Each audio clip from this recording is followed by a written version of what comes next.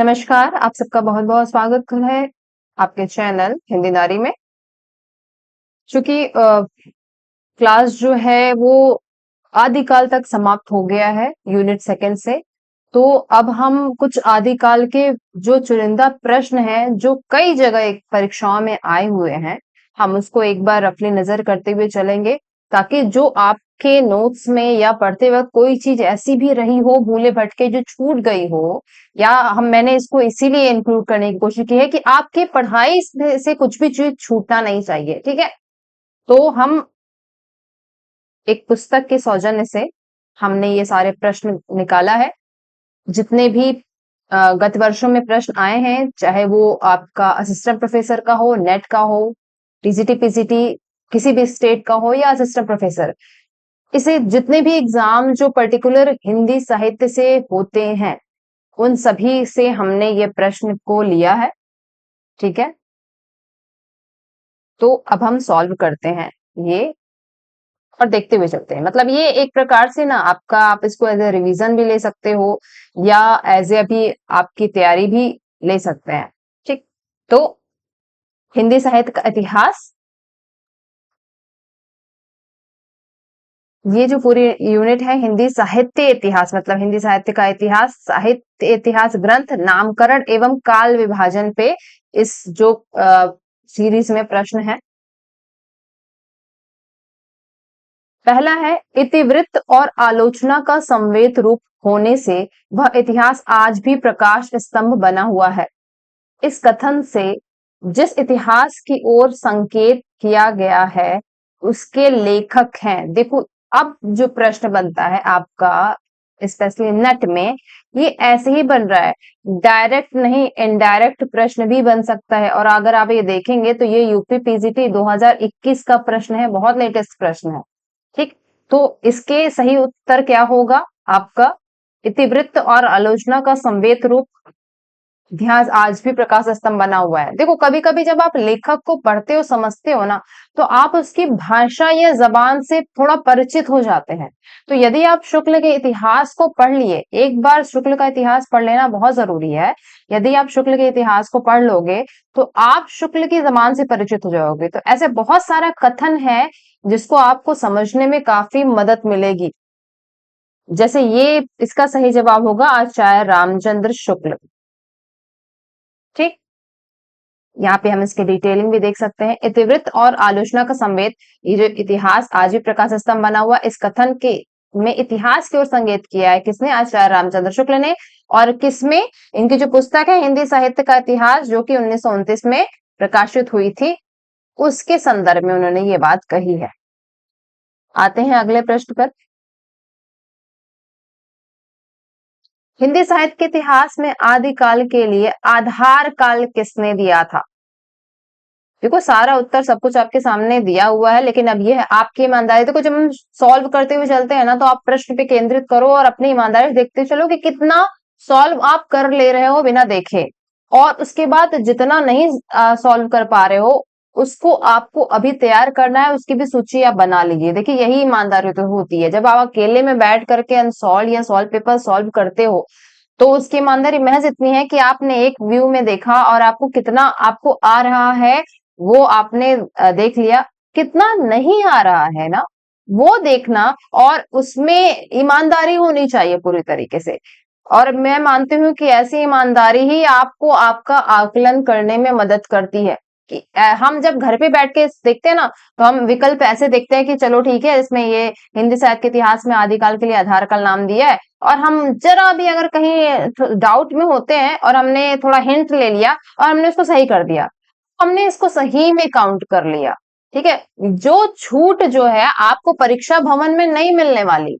जब आप अकेले बैठे तो आप अपने आप को किसी भी उस तरह की छूट ना दे, ना टाइम के संबंधी छूट दे, ना इस तरह की मदद हेल्प संबंधी छूट ले, किसी भी तरह की छूट नहीं होनी चाहिए। प्रॉपर उसी तरीके से आप माइंडसेट के साथ अपना सॉल्व पेपर या अनसॉल्व पेपर सॉल्व करेंगे तो आपको आपका आकलन करने में ज्यादा हेल्प मिलेगी। और देखो, जब परीक्षा में यही 4-5 नंबर का फेर होता है, बहुत से ऐसे मेरे पास आते हैं बच्चे जो बोलते हैं कि मैम बस 2 नंबर से नहीं हो रहा है या 3 नंबर से नहीं हो रहा है, और मैं गारंटी के साथ कह सकती हूँ कि वो 2-3 नंबर जो है वो आप कहीं ना कहीं गलत करके आते होंगे आसान प्रश्न में ही।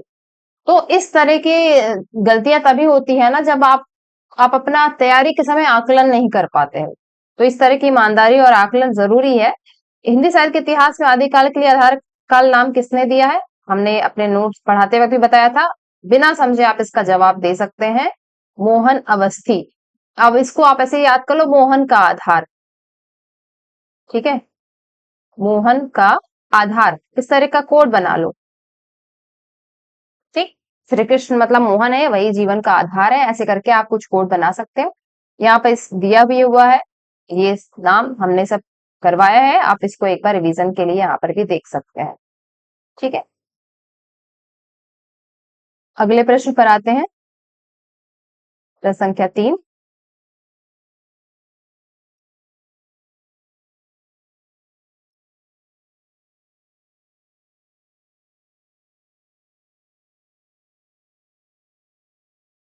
ठीक है, प्रश्न है, रामचंद्र शुक्ल का साहित्य इतिहास ग्रंथ हिंदी साहित्य का इतिहास नागरी प्रचारी सभा से प्रकाशित हिंद शब्द सागर की भूमिका में किस शीर्षक से प्रकाशित हुआ या शीर्षक से लिखा गया था? आप बताएं इसका क्या जवाब होगा। हिंदी साहित्य की भूमिका, हिंदी साहित्य की परंपरा, हिंदी साहित्य का अतीत, हिंदी साहित्य का विकास। तो किस नाम से था? हिंदी साहित्य का विकास। जबकि हिंदी साहित्य की भूमिका जो है वो आपके हजारी प्रसाद द्विवेदी की है, हमने बात करी थी। हिंदी साहित्य का अतीत जो है आपका आचार्य विश्वनाथ मिश्र का है, जो कि 2 भागों में प्रकाशित हुआ था, है, या आप यहाँ पढ़ सकते हैं।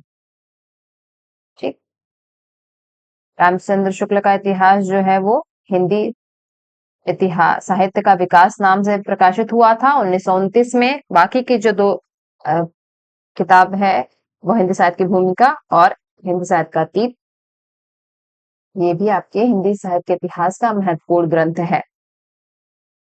अगले पे आते हैं, a dictionary of English and Hindustani. Important है, कभी कहीं रेयरली देखने को मिलती है और इस तरह के रेयर प्रश्न आजकल पूछे जा रहे हैं। इसके लेखक कौन है? George Grierson, William Growse, John Gilchrist, Frederic Pincott. इसके लेखक हैं C, John Gilchrist. A dictionary of English and Hindustani के लेखक जॉन गिलक्राइस्ट है।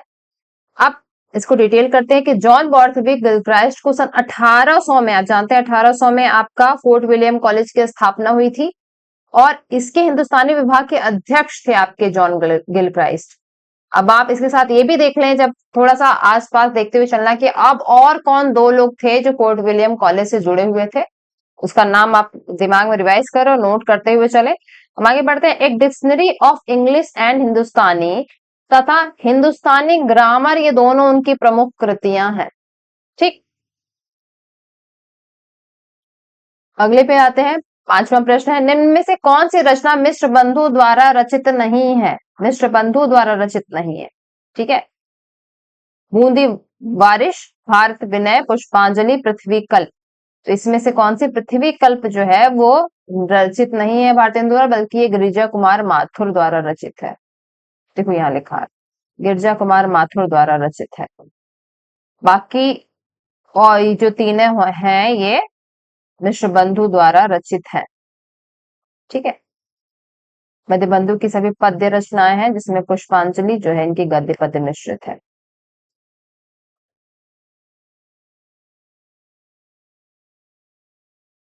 प्रश्न नंबर 6 है, एशियाटिक सोसाइटी ऑफ बंगाल की पत्रिका विशेषांक के रूप में निकालने वाला हिंदी साहित्य का इतिहास कौन सा है? ठीक है, एशियाटिक सोसाइटी ऑफ बंगला आप बहुत अच्छी सोसाइटी जिसने हिंदी के विकास के लिए भी बहुत काम किया। आप बताओ कौन सा है? जब हमने हिंदी साहित्य का इतिहास पढ़ा था तो हमने इसको भी देखा था, कौन सा है? The modern vernacular literature of Hindustan, जिसके लेखक हैं आपके जॉर्ज ग्रियर्सन। ठीक है, जॉर्ज ग्रियर्सन, 1888 में यह पुस्तक आती है। ठीक,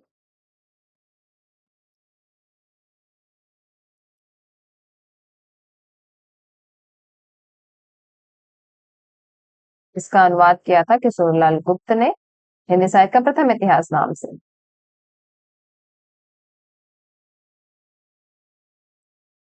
अगले प्रश्न पर आते हैं। हिंदी काव्य धारा के संग्रहकर्ता साहित्यकार का नाम बताइए। हिंदी काव्य धारा, इसके कौन सा है? राहुल सांकृत्यायन। इसको पढ़ पॉज करके आप इसको जरूर पढ़ लेंगे, हम सॉल्व करते हुए चल रहे हैं। इनमें से किसने अपने हिंदी साहित्य इतिहास में आदिकाल को संधिकाल तथा चारण काल नामक दो उप शीर्षकों में विभाजित किया है?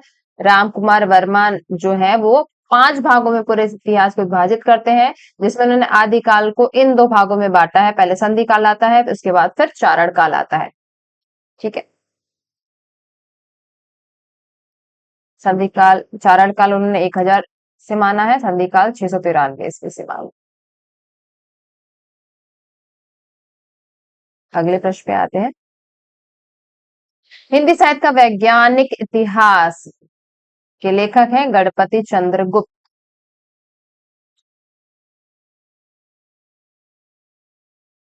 हिंदी साहित्य के बृहद इतिहास, इस इतिहास ग्रंथ का प्रकाशन किया गया था, किसने किया था प्रकाशन? नागरी प्रचारणी सभा ने किया था। 16 भाग में है ये पूरी, अच्छा खासा है, 16 खंडों में इसका प्रकाशित हुआ है। ठीक है, याद रखेंगे।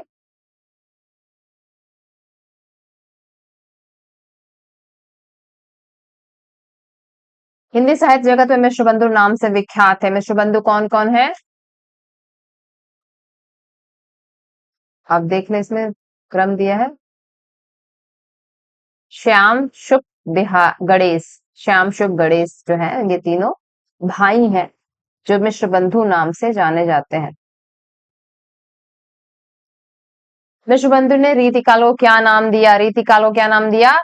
अलंकृत काल। और इसको भी वो 2 भागों में बांटते हैं, पूर्वालंकृत और उत्तरालंकृत।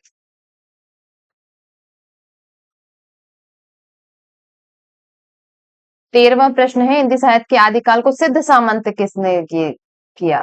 तो हमने पढ़ा था कोड बनाते वक्त, राहुल बने सामंत।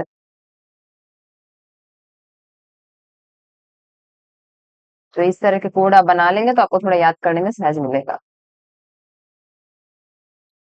हिंदी साहित्य और संवेदना का विकास, किसकी रचना, इसकी रचना है ये है रामस्वरूप चतुर्वेदी रचना। और फैक्ट के लिए ये रचना बहुत महत्वपूर्ण है, सन और फैक्ट के लिए ये काफी मददगार होती है। अगला प्रश्न है, नागरिक प्रचारणी सभा द्वारा प्रकाशित हिंदी साहित्य बृहद इतिहास के प्रथम भाग का शीर्षक क्या है? हम जानते हैं कि यह 16 भागों में कुल आई थी। ठीक, इसका प्रथम भाग का शीर्षक क्या था? हिंदी भाषा का विकास, हिंदी साहित्य का उद्भव विकास, हिंदी साहित्य का अभ्युत्थान, हिंदी साहित्य की पीठिका। पहले किस भाग से प्रकाशित हुआ था ये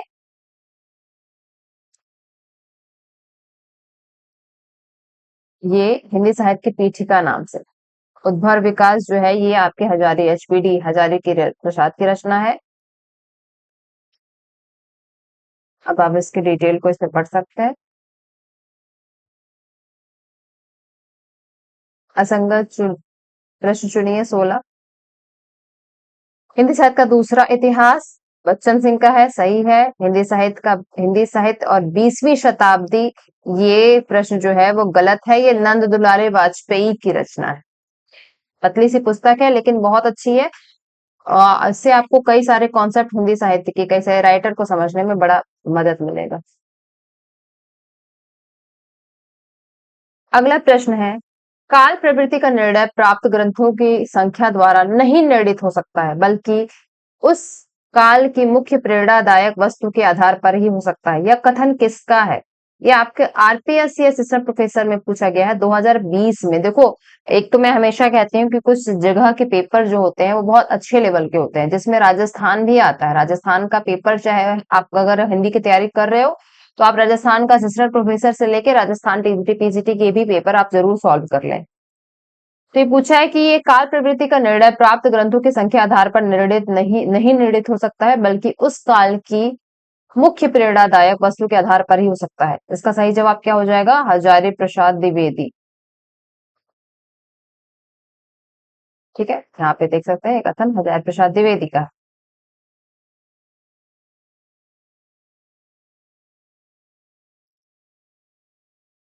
अच्छा, हमारा प्रश्न है कौन सा विवरण जो है इसमें सही नहीं है। गार्सतासी अपने इतिहास ग्रंथ में कवियों को कालानुक्रम प्रस्तुत करते हैं। हमने पढ़ा था कि ये वर्णानुक्रम करते हैं।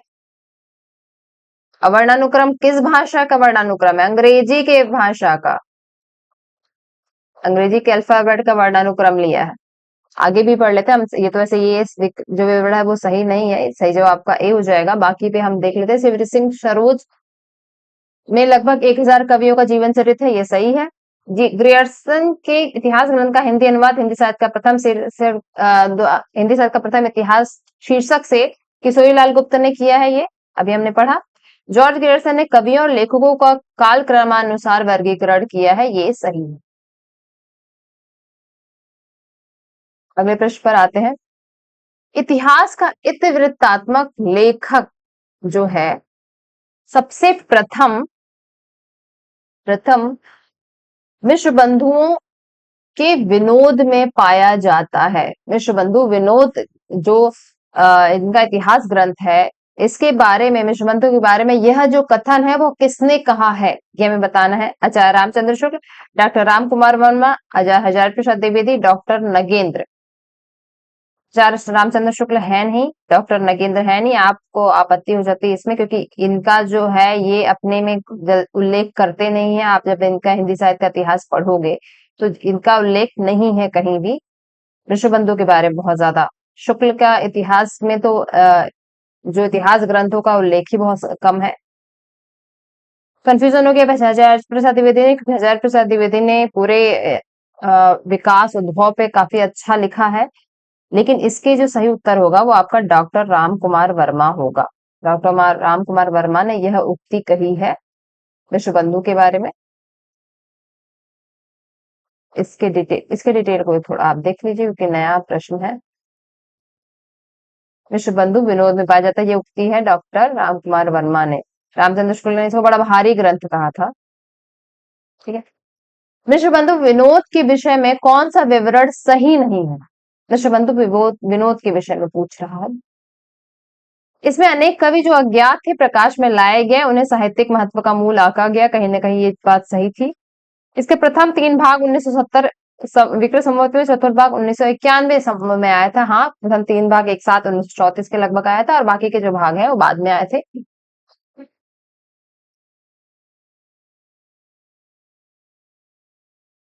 सॉरी, ये जो भाग था वो 1934, क्योंकि आप 57 हटाएंगे, और ये 1913। ठीक है। चतुर्थ भाग साहित्य के वर्तमान काल से संबंधित है, सही है। लास्ट में परिवर्तन काल, वर्तमान काल जो देते हैं, जो उल्लेख करते हैं। इसके चारों भाग में लगभग 3000 कवियों का विवरण मिलता है, यह गलत। यह पूरी तरीके से सही नहीं है। उनके में 3000 कवियों का विवरण नहीं मिलता है, यह स्पष्ट नहीं है, बल्कि 5000 के लगभग कवियों का वर्णन मिलता है। अगले प्रश्न पर आते हैं। हिंदुस्तानी को सर्वप्रथम हिंदी किस विद्वान ने कहा है? जॉर्ज ग्रियर्सन, इंसान लखा, गिलक्राइस्ट, सदाशुख लाल। इसने कहा है। आपके विकल्प है जॉर्ज ग्रियर्सन, गिलक्राइस्ट, इंसान लखा, सदाशुख लाल। देखो, वैसे सर्वप्रथम तो हिंदी जो शब्द का प्रयोग होता है वो यजदी है। यजदी जफरनामा जो पुस्तक है इनकी, उसमें आप सर्वप्रथम हिंदी शब्द का उल्लेख मिलेगा। लेकिन यहाँ विकल्प के हिसाब से अगर पूछ रहा है तो हिंदुस्तान ने को हिंदी सर्वप्रथम आपके गिलक्राइस्ट ने कहा है। कहा है गिलक्राइस्ट? ये गिलक्राइस्ट ने कहा। अगले प्रश्न पे आते हैं। हिंदी साहित्य का आलोचनात्मक इतिहास के लेखक कौन है? आलोचनात्मक इतिहास राम कुमार वर्मा। इसमें इन्होंने 5 भागों में बांटा है, हमने अभी देखा।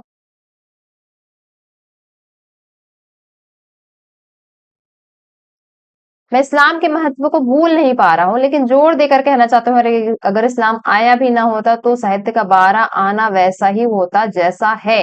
भक्ति आंदोलन के संदर्भ में यह कथन कहा गया था। किसने कहा था? आचार्य हरिश्चंद्र प्रसाद द्विवेदी में। अब यह भक्ति आंदोलन जब पढ़ेंगे तो हम देखेंगे भक्ति आंदोलन का भक्ति का जो उत्थान हुआ है वो किससे हुआ है, क्यों हुआ है, इसके लिए सभी विद्वानों की अपनी राय है। उसको हम और वहां जाके डीपली पढ़ेंगे तो समझेंगे। प्रश्न चूंकि अच्छा है इसलिए आप इसको जरूर देख लो।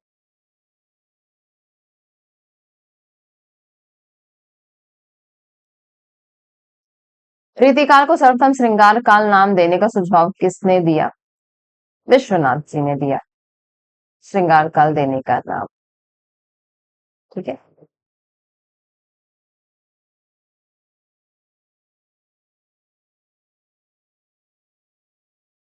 अगला प्रश्न है 25। गारसा दत्तासी के इतिहास ग्रंथ इत्सवार दलाल लिटरेचर हिंदुस्तानी का दूसरा संस्करण कब प्रकाशित हुआ है?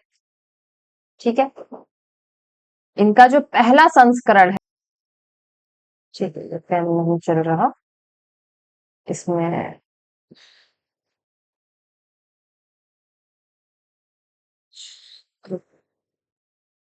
एक बार हम इसको चेक करके देखते हैं।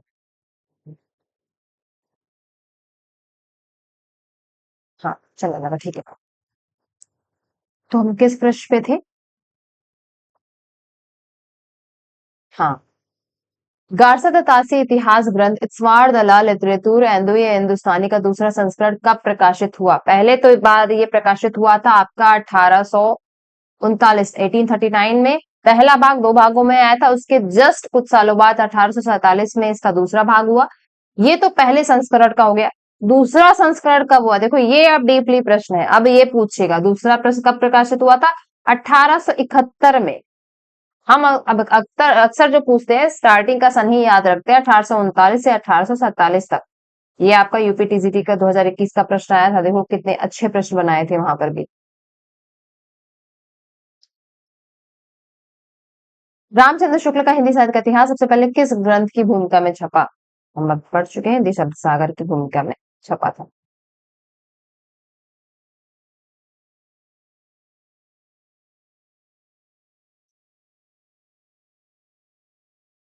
रामचंद्र शुक्ल के अनुसार शिव सिंह सरोज में गिनाए गए ग्रंथ हैं। रामचंद्र शुक्ल ने कौन कौन से ग्रंथ गिनाए हैं? ये विकल्प में जो दिया उसमें से कौन कौन से गिनाए हैं?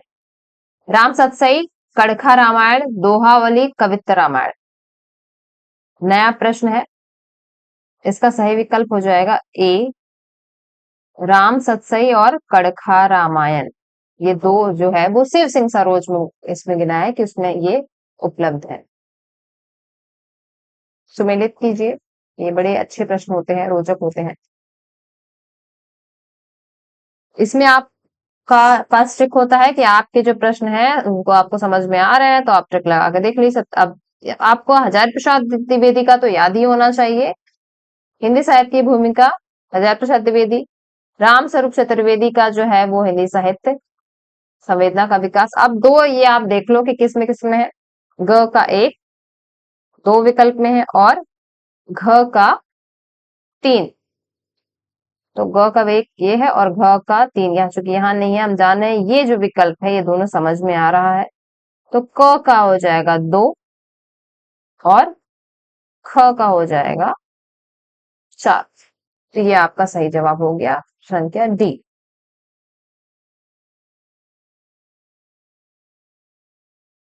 अगला प्रश्न, हिंदी साहित्य का आदिकाल हिंदी का एक इतिहास ग्रंथ है।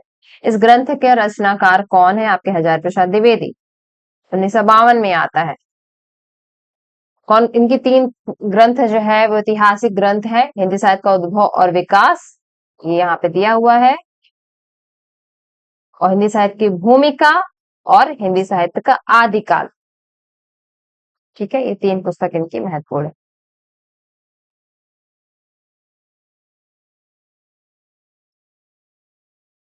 राजस्थानी भाषा और साहित्य पुस्तक के लेखक कौन है? ये हालांकि प्रश्नों से गुंजाइश कम है, लेकिन आशा पद्धति पीजीटी 2012 के लगभग ये पूछा गया था। देख लेते हैं कौन है।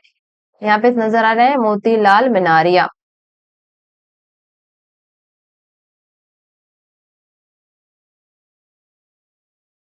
इनमें से किस साहित्य इतिहास ग्रंथ को किशोरीलाल गुप्त ने हिंदी साहित्य का प्रथम इतिहास किसका था? अभी हमने पढ़ा है ग्रियर्सन का कौन सा है? The modern vernacular literature of northern Hindustan को।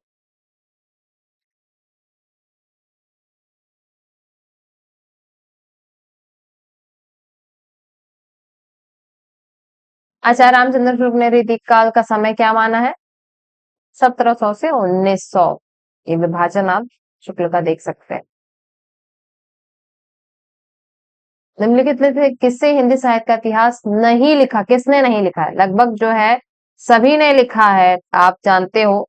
डॉक्टर राम कुमार वर्मा का भी है एक इतिहास ग्रंथ, हजार प्रसाद द्विवेदी का है, लक्ष्मी सागर वार्ष्णेय ने लिखा ही है। लेकिन डॉक्टर नगेंद्र जो है, इनका भी हिंदी साहित्य का इतिहास है, लेकिन यह इनके द्वारा संपादित है, लिखा नहीं है। ये इसके संपादक है, और जब पुस्तक पढ़ोगे तो उसमें लिखा हुआ है। उसका रीतिकाल जो है वह केवल इन्होंने लिखा है, बाकी इस कई अलग अलग विद्वानों से लेकर के इन्होंने संग्रह किया है, संकलन किया है, संपादन किया है। प्रश्न संख्या 34 है, किस इतिहास लेखक ने अपने इतिहास ग्रंथ में 5000 कवियों का वर्णन दिया है? मिश्र बंधु। अभी ये प्रश्न आया है, इसके डिटेल में भी देख सकते हो। आचार्य रामचंद्र शुक्ल के इतिहास ग्रंथ में कालों के नामकरण का आधार क्या रहा है? कालों के नामकरण का आधार, ठीक है, हम जब जानते हैं क्या है इसमें। अब जब उनको पढ़ते हैं तो उन्होंने क्या क्या नाम दिया है? वीर गाथा काल, रीति काल, भक्ति काल और आधुनिक काल। तो ये क्या दिखा रहे हैं? उस समय की ये विशेषताएं दिखा रहे हैं, प्रवृत्ति दिखा रहे हैं। तो सही क्या हो जाएगा आपका? युग प्रवृत्ति। इतिहास लेखन की सबसे विकसित पद्धति कौन सी रही? हम जब पढ़ रहे थे तो कहीं ना कहीं हमें इन सब में भी कुछ त्रुटियां दिखी, जबकि आपकी विधेयवादी पद्धति जिसपे रामचंद्र शुक्ल ने लिखा है अपना, और यह तेन की, फ्रेंच के विद्वान है तेन, उनकी पद्धति है, ये सबसे ज्यादा प्रचलित रही। सही जवाब होगा। हिंदी साहित्य का इतिहास दर्शन नामक ग्रंथ के लेखक कौन है? इसके जो लेखक हैं वो है नलिन विलोचन शर्मा। थोड़ा डाउट है, लेकिन नलिन विलोचन शर्मा को ही सही माना गया था।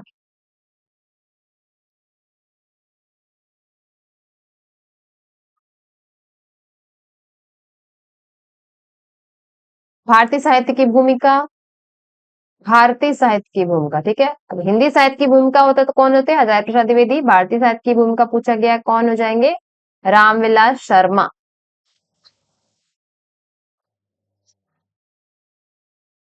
अगला प्रश्न में से किस साहित्य इतिहासकार ने अपने इतिहास ग्रंथ में हिंदी के गद्य साहित्य को गद्य का आविर्भाव, गद्य का प्रवर्तन, गद्य का प्रसार और गद्य की वर्तमान गति नामक खंडों में विभक्त किया है? कौन से है ये? बच्चन सिंह, शीर्षेन सेंगर, रामचंद्र शुक्ल, डॉक्टर रमाशंकर शुक्ल रसाल। ये हैं आपके चाहे रामचंद्र शुक्ल। देखो, इनकी जो पुस्तक है ना हिंदी साहित्य का इतिहास, इसके शीर्षक से भी प्रश्न बनते हैं, इसलिए ये पुस्तक अपने आप में बहुत महत्वपूर्ण हो गई है। प्रश्न संख्या 40, हिंदी साहित्य के उत्तर काल को कला काल देने वाले कौन थे? रमाशंकर शुक्ल रसाल जो है इन्होंने कला काल कहा है। किसको कहा है? उत्तर मध्यकाल, रीतिकाल को इन्होंने कहा। रामचंद्र शुक्ल ने रीति काल कहा है, मिश्र बंधुओं ने अलंकृत काल, विश्वनाथ ने आपको कहा है श्रृंगार काल। तो modern vernacular literature of Hindustan के लेखक हैं, बहुत सवा जवाब है ग्रियर्सन, और इसका अनुवाद किसने किया था? किशोरीलाल गुप्त ने प्रथम हिंदी साहित्य का प्रथम इतिहास नाम से किया था। 42 प्रश्न है, हिंदी साहित्य के इतिहास लेखन की जो परंपरा है उसका सूत्रपात किसने किया था? सबसे पहले किसने किया? गारसा दत्तासी ने पहली बार किया था। किस भाषा में किया था? फ्रेंच भाषा में किया था। हिंदी साहित्य के उत्तर मध्यकाल को अलंकृत काल किसने कहा है? मिश्र बंधु ने। यह प्रश्न आ चुका है, पहले भी 2 भागों में बांटा था, पूर्व अलंकृत और उत्तर अलंकृत। हिंदी साहित्य का आरंभ 1693 से मानने वाले कौन है आपके? राम कुमार वर्मा, और इसको उन्होंने क्या कहा? संधि काल। ये राम कुमार वर्मा है, शुक्ला नहीं है, संधि काल। चार, और उसके बाद चारण काल मानते हैं। चारण काल 1000 से मानते हैं, उसके पहले का जो काल है वो संधि काल, जिसको उन्होंने 693 से माना है।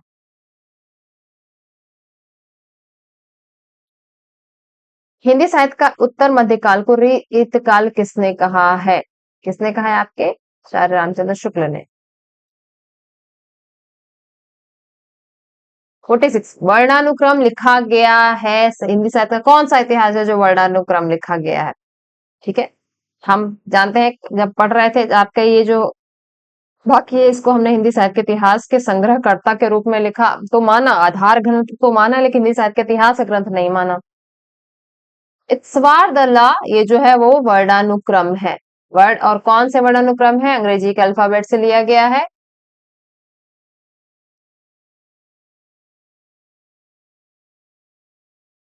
Forty seven doctor Ganpati Chandragupta के अनुसार हिंदी साहित्य इतिहास का पुनर्लेखन किस दृष्टिकोण के अनुसार किया जाना चाहिए? गणपति चंद्रगुप्त के अनुसार। ये कैसे लेखक है? वैज्ञानिक लेखक है। अब तुम ये अगर आपको पता है इन्होंने लिखा भी है हिंदी साहित्य का वैज्ञानिक इतिहास, तो आप थोड़ा सा आपको समझने में मदद मिलेगी। विकल्प क्या है कि पाश्चात्य इतिहास को आधार मानकर, पश्चिमी के किसी सिद्धांत के विशेष को आधार मानकर, स्वतंत्र, तटस्थ एवं संतुलित किसी आदर्श का अनुसरण करके। अब आप जान रहे हो कि स्वतंत्र, तटस्थ और अनुसरण ये वैज्ञानिकता दिखा रही है, तो ये आपको आइडिया इसमें लग जाएगा कि सी विकल्प जो है वो सही है। पूछ रहा है आचार्य शुक्ल की ऐतिहासिक दृष्टि क्या है? हिंदी कविता संबंधी ज्ञान को संकलित करती है, युग की परिस्थितियों को प्रमुखता प्रदान करती है, परंपरा का महत्व प्रतिष्ठित करती है, आर्थिक परिस्थितियों के संदर्भ में साहित्य के विकास की प्रकृति समझती है। ये तो गलत है पूरी तरीके से, केवल कविता नहीं है ये तो जो है वो अपेक्षाकृत थोड़ा सही हो जाती है, लेकिन परंपरा का महत्व जो है वो आपको हजारी प्रसाद द्विवेदी के यहाँ ज्यादा मिलेगा। और ये जो हाँ जो सही जवाब है वो है बी विकल्प, युग की परिस्थितियों को प्रमुखता प्रदान करती है। अगला प्रश्न है आपका, ऐतिहासिक कालक्रम के अनुसार निम्नलिखित में से कौन सा नामकरण गलत है? ऐतिहासिक के हिसाब से पूछ रहा है, समय जो कालक्रम है उसके हिसाब से आदिकाल समझ में आता है, हाँ ऐतिहासिक कालक्रम है। मध्यकाल ऐतिहासिक काल का, संक्रांति काल जो है वो भी ऐतिहासिक कालक्रम है, जबकि रीतिकाल जो है वो कौन सा है? वो प्रवृत्तिगत है, प्रवृत्ति के हिसाब से है। अगला प्रश्न है, निम्नलिखित में से किस लेखक के कालों की रचनाओं को विशेष प्रवृत्ति के अनुसार उनका नामकरण किया गया है? विशेष प्रवृत्ति पूछ रहा है।